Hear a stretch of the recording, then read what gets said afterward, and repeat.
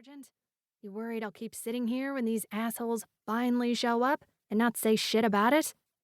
Another crackle rose through her comms, but this time it sounded more like someone on the team trying not to laugh. You must be confusing me with someone else, Sergeant Briggs replied dryly, although she recognized her team leader's amusement. You're the last person I expect to keep sitting anywhere, he says after sending out our second best pair of eyes 7 hours ago, she murmured. Hiding her frustration from Briggs, or anyone else on Bravo team, was a lost cause, so she didn't try. Because our first best is 22 clicks south of you, reconnoitering the rendezvous point, and he's a hell of a lot quieter than you are. So I'm a sitting duck out here, then? Is that what you're telling me, Sergeant? Aw, now somebody's fishing.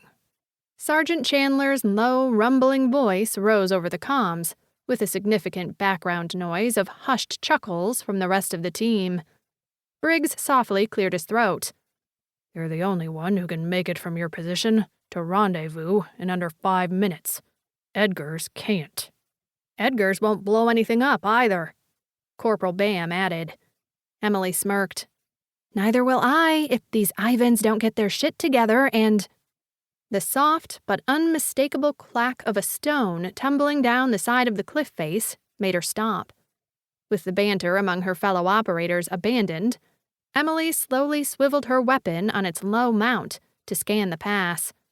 Her breath flowed calmly and evenly, in and out, the way she'd been trained to maintain it, although the rest of her team had picked up on a change in her circumstances. After several tense, silent seconds, Briggs asked, Got anything? Stand by, she whispered, her reply barely audible through the comms. Then she waited some more. Come on, you fuckers. That's gotta be you out there. Better late than never. But if I have to wait out here another 7 hours, we're gonna have a serious problem. Another small stone broke free from the rocky mountain wall on the other side of the pass, tumbling until it clattered onto the uneven terrain at the bottom that couldn't quite be called a dirt road. It was as close as they would get to a road up here in the Urals, where military convoys weren't technically supposed to be in the first place. Then again, the illegal weapons dealers set to meet said Russian team weren't supposed to be here either.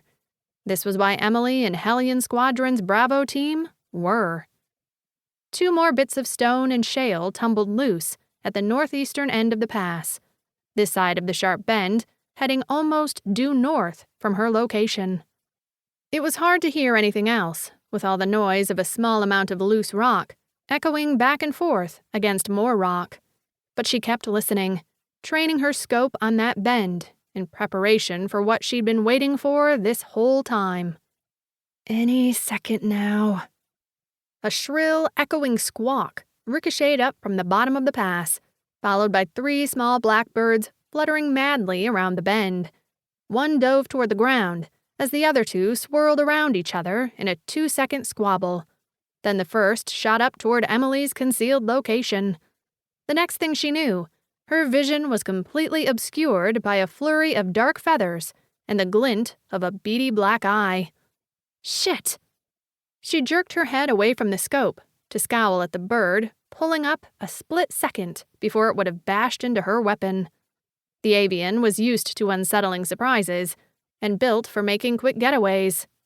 It sailed over her and the low mouth of the cave behind her.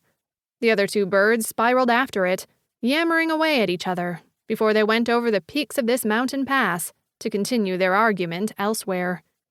Emily's gaze settled on a tuft of small dark feathers drifting softly down in front of her sniper's nest, each wafting back and forth until they all fell still on the relatively smooth rock beside her. Trigger? Sergeant Briggs asked tentatively through the comms. There are more fucking birds up here than Russians, she murmured, as a small but bitingly cold burst of wind cut through the pass. The loose feathers didn't stand a chance against it. They were gone, whisked off the cliff's edge to be tossed against the mountainside. Even they don't seem happy about it. Damn it. Still? Her team leader didn't sound amused by the update either.